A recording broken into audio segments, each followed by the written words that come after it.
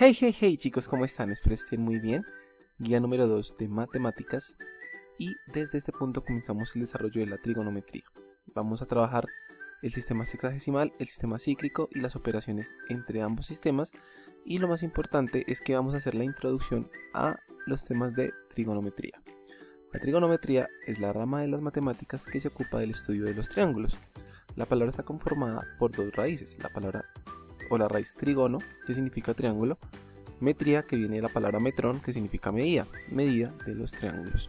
Los griegos y las culturas que desarrollaron la trigonometría miraban propiedades en los triángulos que podían aplicar a situaciones de la vida real: distribución de tierras, cálculo de distancias, la astronomía, la navegación. Sin la trigonometría, la navegación hubiera sido imposible, chicos.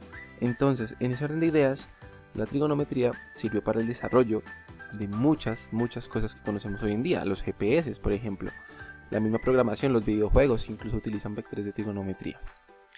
En ese orden de ideas, a pesar de que se centra en el estudio de los triángulos, la unidad fundamental, o por lo que uno siempre va a partir en el estudio de la trigonometría, van a ser los ángulos. ¿Listo? ¿Y alguien sabe qué es un ángulo?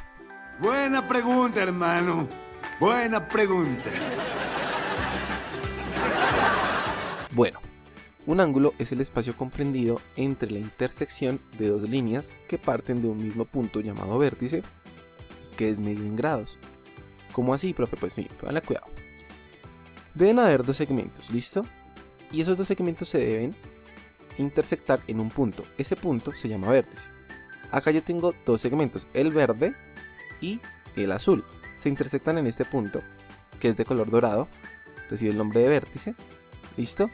Y al lado verde se le llama el lado inicial, que es el lado que no se mueve, y al lado azul, que es el lado que está realizando el movimiento, se le llama lado final. ¿Listo? La apertura, ¿cierto? El espacio que hay entre ambos lados o segmentos se le conoce como ángulo. ¿Listo? Entonces es como esa amplitud que hay entre dos lados que se intersectan. Oye, despacio, cerebrito. Entonces recuerde las partes de los ángulos: lado inicial, que es el lado que no se mueve; lado final, que es el lado que está haciendo el movimiento; el vértice, que es el punto común entre ambos segmentos; y listo, pides el ángulo. Ahora, es importante que usted sepa que los ángulos pueden ser positivos o negativos, dependiendo de la forma en que gire el lado final. Los ángulos son positivos cuando el lado final gira en sentido antihorario, o, mejor dicho, en contra de las manecillas del reloj. Y los ángulos son negativos cuando el lado final gira en sentido horario, es decir, a favor de las manecillas del reloj. Entonces, para que usted lo tenga en cuenta, ¿listo? Sentido horario, el mismo sentido en que giran las manecillas del reloj. Sentido antihorario, sentido contrario. ¿Cómo así, profe? Sí, póngale mucho cuidado. Yo acá tengo un ángulo, aunque usted no lo crea, acá hay un ángulo. Se llama un ángulo nulo porque su medida es de 0 grados. Y este ángulo lo voy a poner a girar en contra de las manecillas del reloj. Es un ángulo positivo. Entonces se va a dar cuenta que este numerito va a aumentar, ¿listo? Y que se va a formar el ángulo. Mire, por ejemplo, acá tengo un ángulo 26, acá tengo una apertura de 26 grados, ¿listo? Pero a medida que aumenta, el lado final está girando en contra de las manecillas del reloj, ¿listo? Reitero, parto desde acá, y a medida que aumentan los grados, ¿listo? Si usted se da cuenta, el lado final está girando en contra de las manecillas del reloj. Todos estos ángulos son ángulos positivos. Ahora, los ángulos negativos pues se forman cuando el lado final gira a favor de las manecillas del reloj. Entonces, acá usted se va a dar cuenta que yo tengo unos ángulos negativos y el lado final va a girar como si fuera el segundero de un reloj, es decir, se va a mover en sentido horario. Un ángulo de menos 24 grados es un ángulo que se forma entre el lado inicial, que sería este de acá, el lado final, formando pues 18 grados, solamente que como está girando a favor de las manecillas del reloj, se considera un ángulo negativo, ¿listo? Y esa es la diferencia entre un ángulo positivo y un ángulo negativo: el sentido en el cual empiece a moverse el lado final para formar el ángulo, ¿listo? Téngalo presente. La ventaja que tenemos para este trabajo es que todos los ángulos van a ser positivos. Los ángulos positivos son los que usted ha trabajado desde primaria, con el transportador. Por lo general, ¿usted qué hace? Usted traza una línea con un lápiz, un segmento.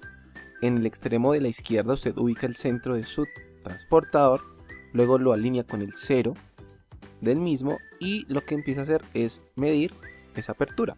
Entonces, en este caso estoy haciendo un ángulo de 50 grados acá. ¿Por qué? Porque me paro en el 50, marco ese punto y lo uno desde acá hasta el vértice, formando esta amplitud de 50 grados. Si quisiera una apertura de 130, pues lo que hago es marcar el 130, por acá lo marco con el lápiz, luego uno ese punto con el vértice y ya tendría un ángulo de 130, ¿listo? Por ahí no hay ninguna dificultad porque se lo he trabajado toda la vida de esa manera, entonces por ahora vamos a continuar de esa forma. Ahora, ¿qué sucede? Que existen ciertos tipos de ángulos dependiendo su medida. Tengo ángulos rectos o rectángulos, ángulos agudos, ángulos obtusos, ángulos llanos, ángulos nulos y ángulos completos.